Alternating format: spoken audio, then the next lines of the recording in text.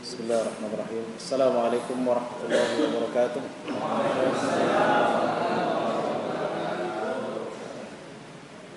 Alhamdulillahirabbil alamin wassalatu wassalamu ala asyrafil anbiya'i wal mursalin nabiyina maulana Muhammadin wa ala alihi wa sahbihi ajma'in. Amma ba'd. Bapak dan Ibu yang dimuliakan Allah Subhanahu wa taala, puji dan syukur selalu kita panjatkan kepada Allah Subhanahu wa taala. Di siang hari yang cerah ini kita sama-sama kembali berkumpul di tempat yang mulia ini dalam rangka mengikuti kajian tafsir.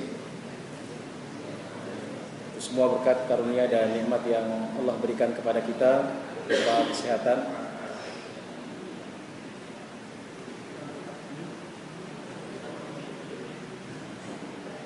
kesehatan, kehidupan dan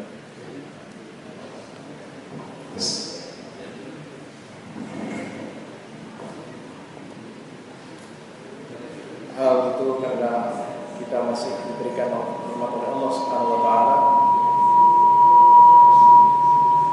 berupa kesehatan, umur dan kesempatan sehingga kita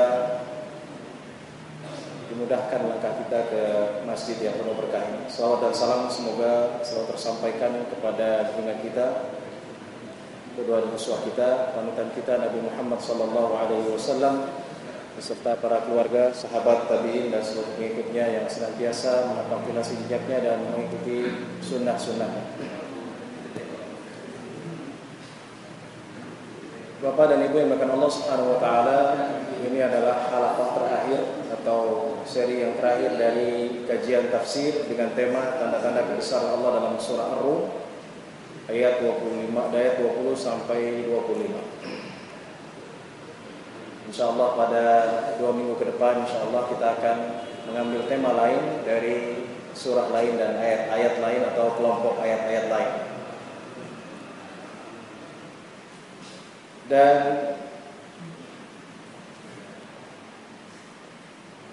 telah dijelaskan bahwa ini ayatnya dan insyaallah kita sering membacanya walaupun tidak hanya mendengarnya ketika orang menikah, insyaallah. Saya baca ulang lagi supaya mengingat kita akan ayat-ayat yang agung ini. A'udzubillahi minasyaitonir rajim. Wa min ayatihi an khalaqakum min turabin thumma idza antum basharun tantashirun. Wa min ayatihi an khalaqa lakum min anfusikum azwajan litaskunu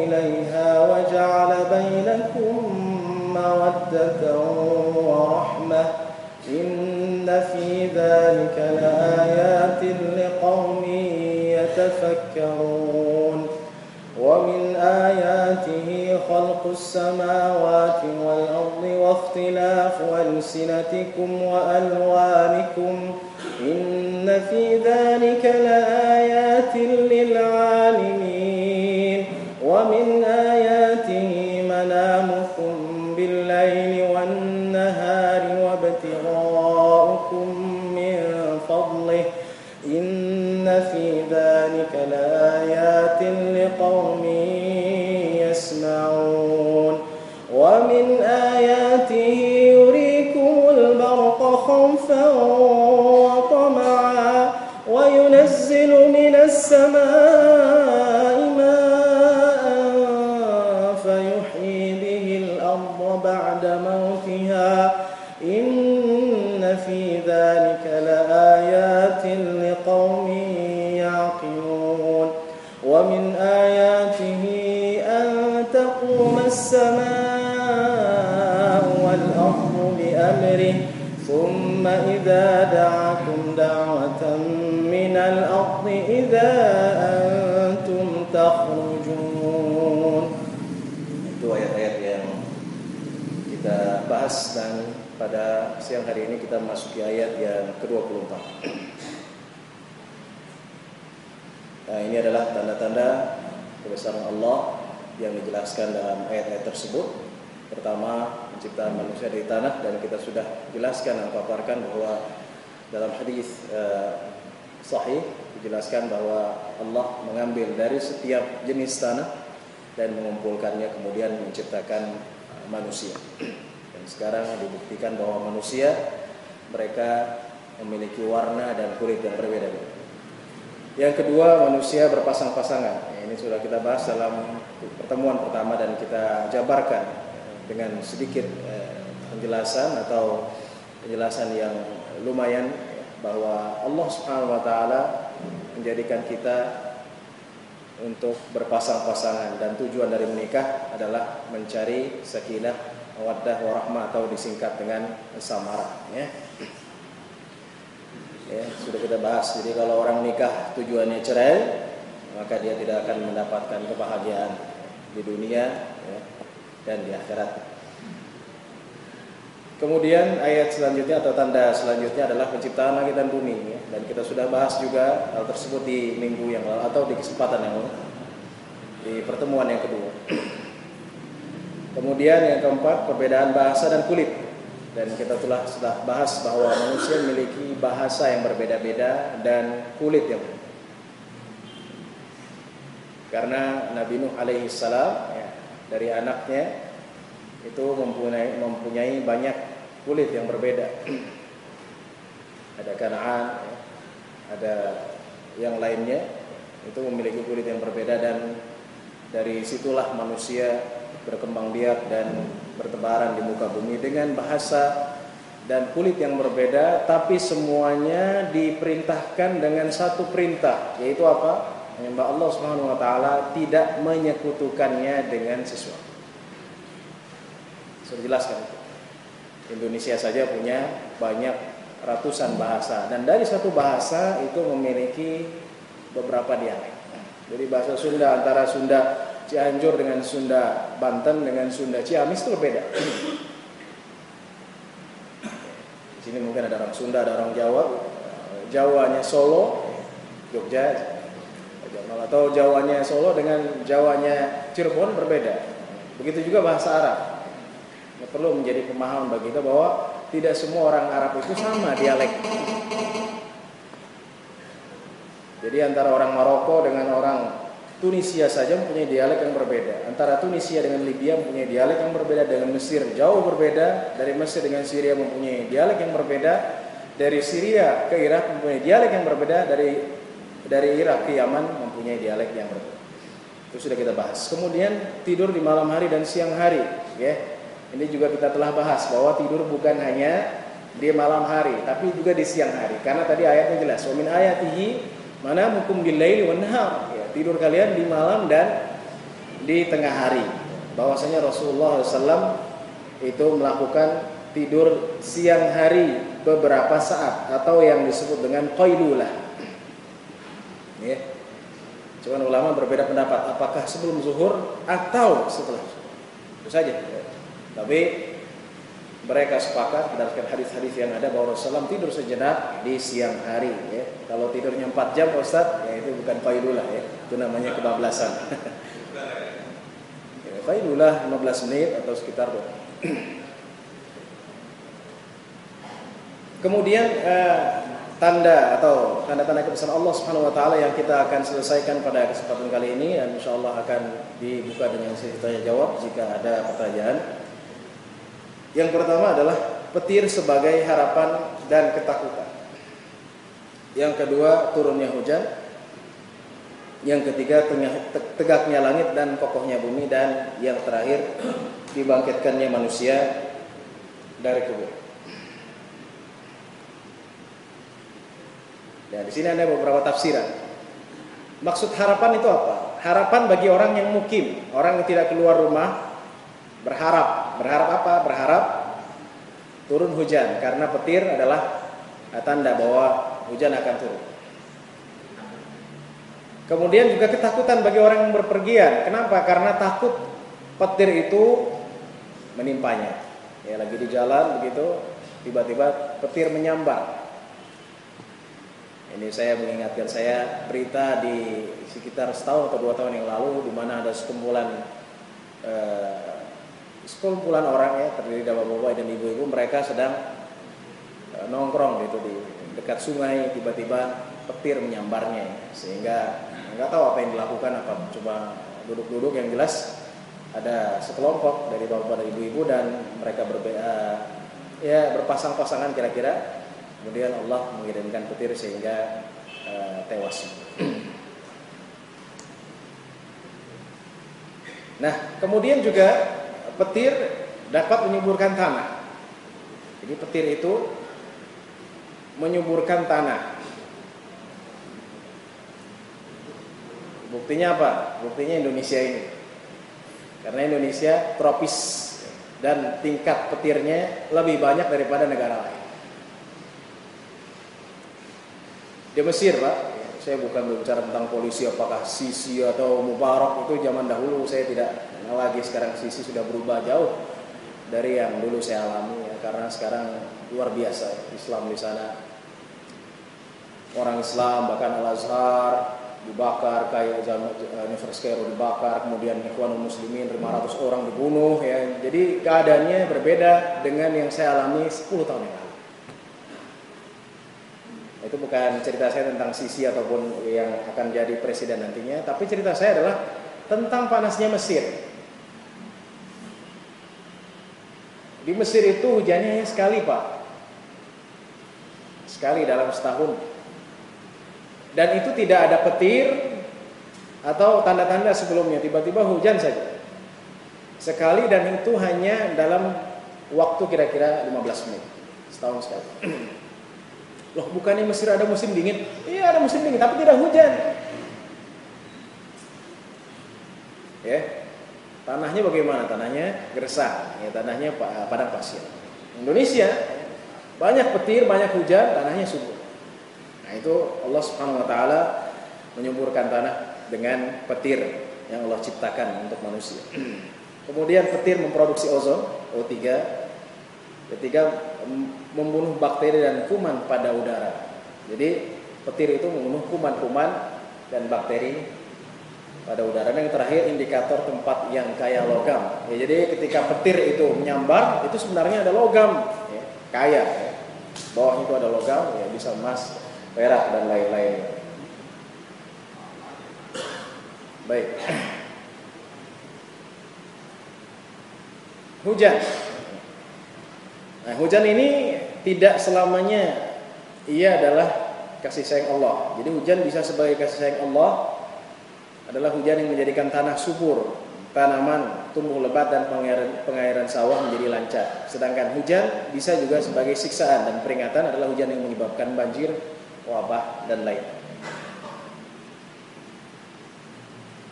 Kalau misalnya kita lagi kekeringan, Pak, alhamdulillah Jakarta ini nggak pernah kekeringan. Kalau kebanjiran sering. Kalau misalnya ada satu tempat kekeringan, kemudian lama tidak turun hujan, sampai minta sholat istisqa beberapa kali, 2 bulan, 3 bulan, 4 bulan. Dulu saya pernah mengalami di Depok, itu pernah sampai sholat istisqa. Saya masih ingat, sekitar tahun 94 atau 90. Itu di pesantren, ya, itu tanah bersam, tidak turun hujan sehingga sholat istisqa. Nah, 3 bulan tidak terkena air, kemudian Allah turunkan hujan. Ini kasih sayang atau bukan? Kasih sayang dari Allah SWT. Ya, karena ketika kering Allah turunkan hujan sehingga tumbuh-tumbuhan tumbuh kembali, ya, kemudian sawah diairi kembali, dan seterusnya. Nah, yang kedua adalah hujan sebagai azab atau peringatan. Baik itu banjir ataupun wabah. Jadi tidak selalu salah orang mengatakan, ya, ini hujan sebenarnya nikmat atau bukan nikmat. Kalau menyebabkan banjir, kemudian wabah, kemudian sampai terjadi malapetaka, nah itu adalah peringatan dari Allah Subhanahu wa taala. Ya. Sampai tenggelam ibu-ibu ini, enggak tahu nih di mana. di Jakarta ada sini atau seperti ini, jadi pada hancur semua. Ini adalah siksaan dari Allah Subhanahu wa taala. Dalilnya ada enggak Pak Ustaz? Ada. Ya, kalau Bapak dan Ibu-ibu ada program Odoj One Day One Juice ya, maka mungkin ada program lagi Friday Surah Al-Kahfi. Ya, baca Surah Al-Kahfi pada setiap hari Jumat. Karena Rasulullah bersabda, "Man qara'a surat Al-Kahfi yaumal jumu'ati usima min fitnatid dajjal." Hadis Abu Sa'id Al-Khudri. Barang siapa membaca surat Al-Kahfi pada hari Jumat, maka ia akan diselamatkan dari fitnah Dajjal. Saya tidak akan bahas masalah Dajjalnya, apakah Dajjal matanya picek ataupun dia pakai seperti bajak laut, atau kemudian bagaimana bentuknya, rambutnya bagaimana. Nah itu kalau kita baca surat Al-Kahfi itu banyak cerita di dalamnya, ya, sangat banyak cerita di dalamnya. Ya. Bisa dibuka misalnya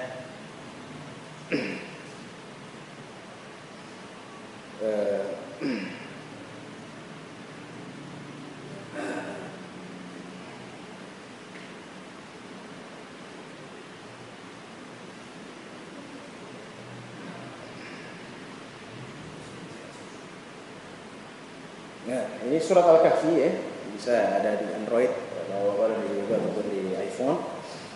Nah, ini kisahnya banyak ya, dari mulai ayat pertama ya, turunnya Al-Quran, kemudian Ashabul Kahfi ya, sampai nanti pada ayat, nah pada ayat 32 ya, ayat 32 sampai ayat 44.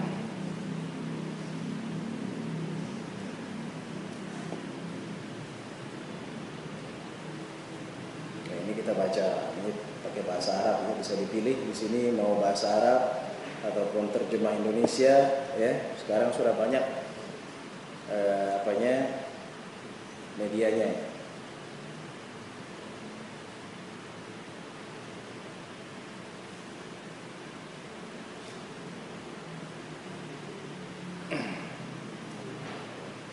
Jadi intinya ya, saya tidak akan bahas tentang tafsir ini ya. Nah ini ngasih kelembu. Intinya adalah saya ringkas. Jadi cerita ini mengkisahkan dua orang yang bersahabat. Ini berkaitan untuk membuktikan bahwa hujan itu tidak selamanya kasih sayang.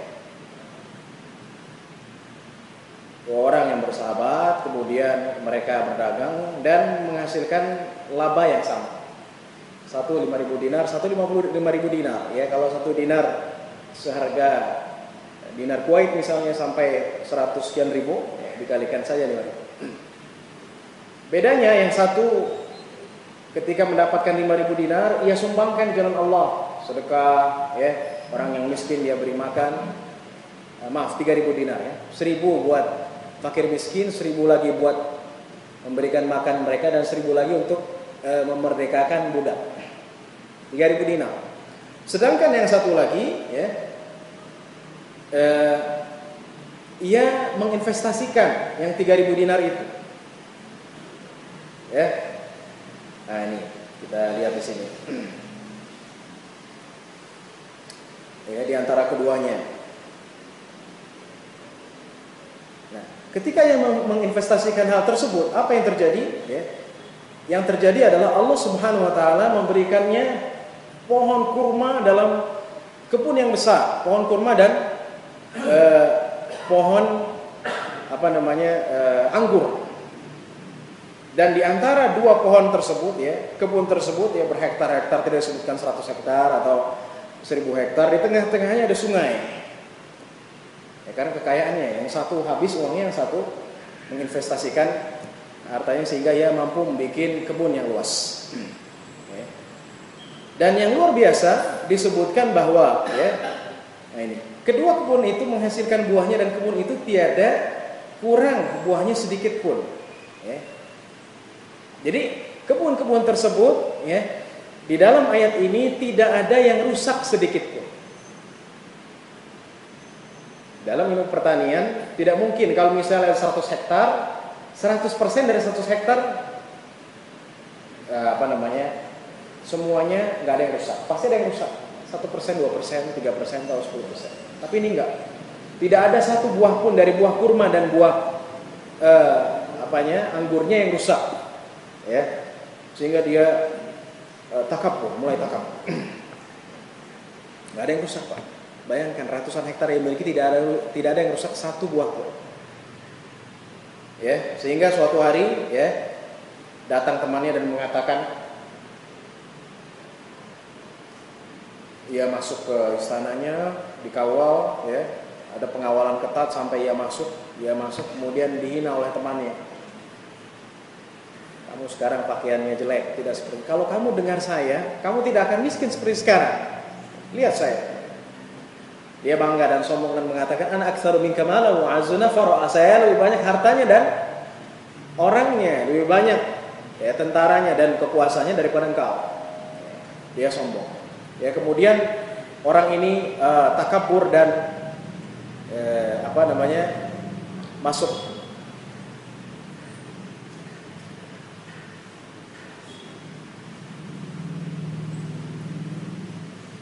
Ya, dijelaskan bahwa orang ini takabur, kemudian ia mengajak ke kebunnya. Ketika mengajak ke kebunnya, ia mengatakan, aku tidak pernah menganggap kebunku akan hancur. Ya, karena sampai sekarang kebunku, ya, dengan kurma-kurmanya yang bagus, dengan anggur-anggurnya yang bagus, tidak ada satu buah pun yang rusak. Jadi tidak mungkin akan terkena tidak akan mungkin terkena hujan ataupun yang lain. Ya. Dan ia mengatakan, kalaupun, ya, wa ma azunnu sa'ata qa'imah, aku tidak pernah menyangka bahwa kiamat itu akan datang. Dan seandainya akan datang, pasti kebunku tidak akan apa-apa. Maka diingatkan oleh temannya, ini kita ringkas saja, diingatkan, apakah engkau kufur kepada Tuhan yang telah menciptakanmu dari tanah, kemudian dari sperma, dan menjadikan engkau lelaki yang seutuh. Ia lupa takabur. Pertama ia mengatakan, kebunku tidak pernah rusak. Yang kedua ia mengatakan, kalaupun kiamat terjadi, kebunku tidak apa-apa. Kenapa? Kokoh. Takabur. Ya. Jadi takabur itu adalah salah satu penyebab kehancuran. Nah, kita baca di sini. Ya. Kemudian diingatkan ayat 38-nya disebutkan bahwa lakinnallahu wa rabbi, ya, dikatakan bahwa Allah lah Tuhanku. Aku tidak mempersekutukannya dengan sedikit, dengan sesuatu. Kemudian diingatkan, kenapa ketika engkau masuk kebunmu, engkau tidak mengucapkan masya Allah, ya, masya Allah la quwwata illa billah. Jadi kata masya Allah itu bukan untuk yang jelek, Pak. Ini sering saya sampaikan, ya, anak bandel, masya Allah nih anak bandel banget, masya Allah itu yang baik, ya, karena dalam ayat ini jelaskan, ya. Kenapa ketika engkau masuk kebunmu engkau tidak mengucapkan masya Allah? Jadi masya Allah itu artinya baik. Ya, akhirnya apa? Akhirnya temannya mendoakan. Nah ini yang perlu diperhatikan, ya. Kita baca terjemahannya. Memberi kepadaku kebaikan dari kebunmu, dan mudah-mudahan mengirimkan petir dari langit kepada kebunmu hingga tanahmu menjadi licin. Artinya Allah mengirimkan hujan kepada siapa? Kepada orang ini yang takabur. Ya. Jadi hujan tidak selamanya nikmat, tidak. Allah kirimkan hujan yang sangat deras sehingga ratusan hektar dari kebunnya itu menjadi licin. Licin, Pak. Ya, habis. Nah, tidak ada yang tersisa. Bagaimana, Kak, perasaan kita kalau misalnya kita punya, enggak usah ratusan hektar, kita punya rumah saja, tipe 100-200 meter persegi, tiba-tiba terkena badai, hancur. Sedih atau tidak sedih? Sedih, ya. Semua isinya habis. Sedih tidak sedih? Ini ratusan hektar habis semuanya menjadi licin, ya. Sebagian ulama mengatakan ia menjadi ambles, ya. Jadi seperti blok begitu. Bayangkan yang tadinya pohonnya kokoh-kokoh, kurma itu kan kokoh dan tegak. Hancur semuanya dan hanya menjadikan tanah-tanah atau lumpur. Menjadikan lumpur saja, nggak ada sisanya. Bukan lumpur lapindo. Jadi siksaan. Makanya kita tidak boleh takabur. Oh, nggak mungkin di sini terkena banjir, kirim banjir. Oh, nggak mungkin di sini terkena gempa, Allah kirim gempa. Infrastruktur kami adalah canggih, tidak mungkin terkena banjir sebagaimana yang dikatakan Jepang, tapi Allah kirim. Tidak mungkin terkena gempa, Allah kirim gempa. Bukan sampai situ ini yang luar biasa. Atau airnya menjadi surut ke dalam tanah, maka sekali-kali kamu tidak menemukannya lagi Jadi ketika air itu tanah itu menjadi licin ataupun dia menjadi lumpur, Allah keringkan tanah itu dan tidak tersisa sedikit pun dari air. Digali 10 meter, 20 meter, 30 meter, enggak ada. Jadi hujan itu bisa menjadi kasih sayang, bisa juga menjadi siksaan dan peringatan. Oleh sebab itu Rasulullah berdoa, Allahumma hawalaina wala alaina. Ya Allah, turunkanlah hujan di sekitar kita dan jangan jadikan hujan itu malapetaka bagi kita.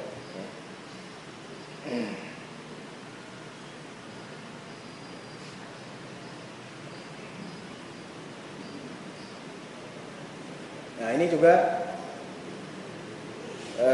dua ayat tanda yang terakhir dari kajian ini. Tegaknya langit tanpa tiang. Nah, ini gambar ada di Google Nah, ini kira-kira yang putih-putih ini adalah galaksi-galaksi dan bintang-bintang.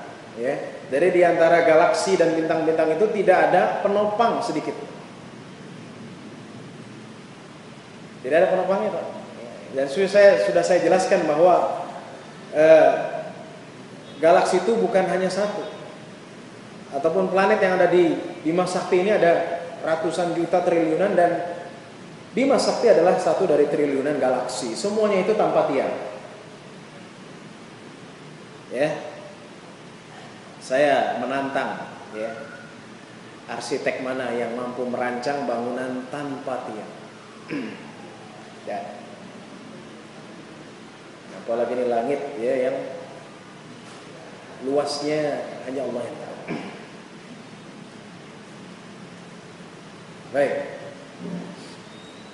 Kemudian kokohnya bumi dengan lapisannya Jadi lapisan bumi itu ada 7.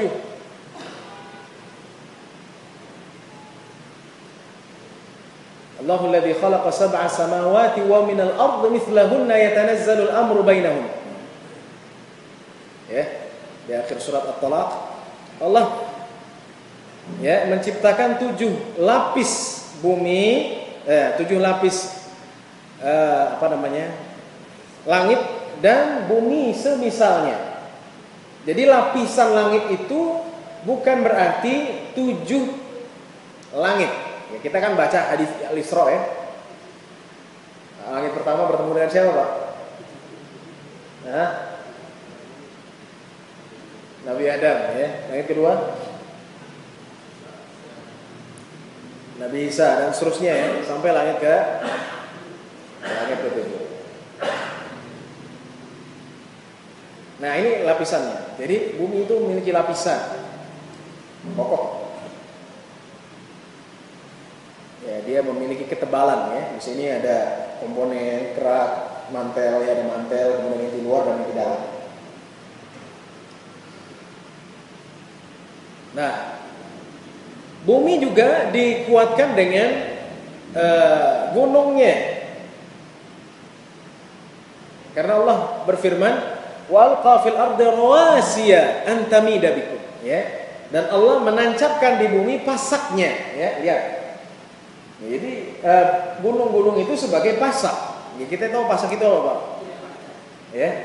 Seperti paku begitu Jadi kalau orang kemah tenda itu dipaku itu dia menancapkan yang membuat bumi itu menjadi stabil Sehingga kalau terjadi hari kiamat, apa yang terjadi? Akan meletus kan? Ketika gunung semuanya meletus, yang pastinya yang vulkanik, maka ataupun yang tidak vulkanik Allah hancurkan, maka bumi tidak menjadi stabil. Dia akan goyah. Itulah firman Allah Subhanahu wa taala, "Idza zulzilatil ardu zilzalaha." Ya. Jadi kalau ada orang yang meruk gunung, ya, itu saya tidak bahas siapa ya, siapapun ya, meruk gunung-gunungnya hancur, itu akan menjadikan bumi tidak stabil, ya, jadi rusak, ya nanti juga akan terjadi erosi ataupun yang lain, itu bisa dibuktikan. Ya, jadi gunung itu sebagai rawasi ya sebagai pasang, ya perlu kita jaga. Ya. Kalau Bapak dan Ibu ke Madinah ya, itu ada gunung-gunung, tapi gunungnya tidak terlalu tinggi ya. Jabal Uhud ya, Gunung Uhud kirain tingginya seperti Gunung Salak, begitu ternyata tidak terlalu tinggi dibandingkan gunung di Indonesia. Ya. Atau goa ya. Goa Sur, Goa Hira, kirain goa itu besar, ya tidak. Jadi Indonesia ini memiliki gunung dan goa yang banyak ya. Itu adalah salah satu tanda-tanda kebesaran Allah Subhanahu wa taala. Nah, ini yang terakhir ya. Nanti mungkin ada sesuatu jawab. Bangkitnya manusia dari kubur ya. Ini kuburan ya, kemungkinan di Baki atau tempat lainnya ya. Jadi kalau di Baki itu orang dikubur ya, dalam sehari dikubur tapi nggak habis-habis begitu. Nggak habis-habis tanahnya, itu adalah suatu tanda-tanda kebesaran Allah Subhanahu wa taala. Jadi bayangkan kalau misalnya semua manusia dari kuburan ini Allah bangkitkan. Ya. Serem dong Pak Ustaz ya. Ini bukan film horor ya. Ini adalah menunjukkan bahwa Allah mampu membangkitkan manusia dalam satu waktu. Kuburan semuanya kebuka dalam satu waktu ya, dan pertama kali orang yang akan dikeluarkan dari kuburnya adalah Nabi kita Nabi Muhammad sallallahu alaihi wasallam. Ada yang nanya, Pak Ustaz, berarti orang Madinah dulu dong? Allah, apakah orang Madinah dulu ya? Karena di sana Rasulullah ya, Baqi, kemudian baru Indonesia belakangan. Allahu a'lam ya. Tapi semua itu akan dibangkitkan oleh Allah Subhanahu wa taala, dan manusia akan dibangkitkan dari kuburnya dalam keadaan ketika ia mati. Penting Pak. Ya, kalau dia mati lagi minum khamar nih, nanti dia bangun lagi minum khamar gitu. Kalau dia mati dalam keadaan talbiyah, ia akan dibangkitkan dalam keadaan talbiyah. Fa innahu yub'atsu yaumal qiyamati mulabbiya ya. Jadi orang yang bertalbiyah dia akan dibangkitkan dalam keadaan talbiyah.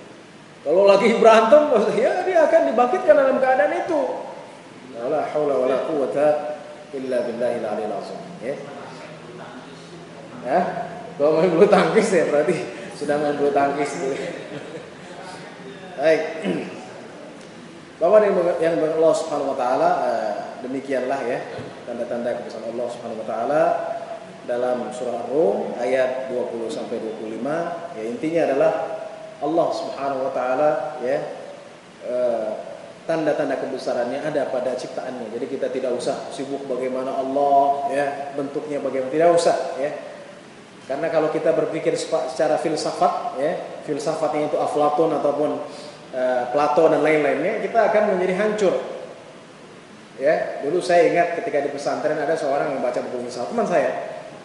Karena dia suka banyak buku filsafat begitu dan tidak ada pegangan ya filsafat nggak tahu. Sehingga suatu hari dia mengatakan kepada kiai ya, dan dia berkata ya, dia mengatakan bagaimana Allah menghancurkan dirinya ya. La haula wala quwwata. Orang seperti ini ya, atau yang semisalnya adalah orang yang sibuk dengan sesuatu yang semestinya tidak usah disibuki. Ya, usah kita ciptakan, kita memikirkan, karena Rasulullah SAW bersabda tafakkaru fi khalqillah wa la tafakkaru fi dzatillah. Jadi pikirkan ciptaan Allah dan jangan kau pikirkan zat Allah. Jadi kita enggak usah mikirin oh Allah bagaimana bentuknya, bagaimana, enggak usah. Dalam ciptaan Allah Subhanahu wa taala terdapat tanda-tanda kebesarannya yang menyebabkan dan membuat kita semakin bertakwa dan beriman kepadanya subhanahu wa ta'ala. InsyaAllah ayat-ayat kauniyah lainnya kita akan bahas dan kita akan renungi bersama-sama, sehingga yang kita baca bukan hanya sekedar bacaan, tapi juga sebagai renungan, dan dari renungan itu sebagai amalan dan aplikasi dalam kehidupan kita sehari-hari. Amin ya rabbal alamin. Sallallahu ala nabi Muhammadin wa ala